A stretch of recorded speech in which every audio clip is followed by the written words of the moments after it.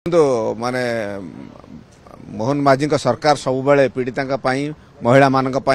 बद्धपरिकर तेणु यही गोटे इनसीडेंट है त्वरित बेगर चिकित्सा भुवनेश्वर एम्स रे पीड़िता को नि तार स्वास्थ्य अधिक खराब भाव इमिडिएट एयरलिफ्ट कराइला। ओडिशा इतिहास प्रथम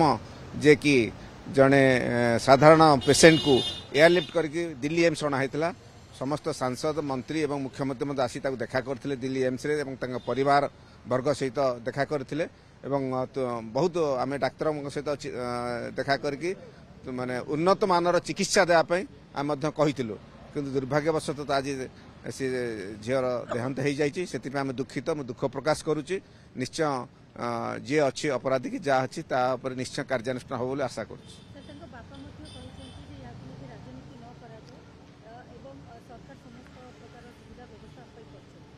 देखो सरकार समस्त प्रकार सुविधा देइचंती एमती कौन सरकार एमती व्यवस्था करना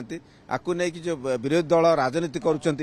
समय केते केते इनसीडेंट होता है सप्रेस कर मोहन माझी सरकार सप्रेस किसी करूने तेणु त्वरित बेगर एक्शन दि जाऊँगी समस्त प्रकार साहाय्य सहानुभूति दि जाऊँगी तेणु आपको नहीं राजनीति कहीं करवा कथा ना। निश्चय निश्चय जो जो जो भाव में राजनीति करें देखुचु ताकू नहीं राजनीति रुटी सेकिवा दरकार नहीं कारण आमे तो समस्त सरकार को दोष कह जदि सी गोटे इनसीडेंट है इमिडिएट जब एक्शन न नहीं था जदि जी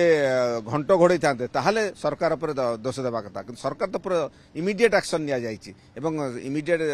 जिते आसी दिल्ली एम्स रे समस्त एमपी मंत्री एवं आमर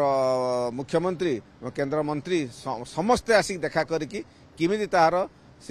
उन्नत मानर चिकित्सा हो पार से विषय कथबार्ता होती।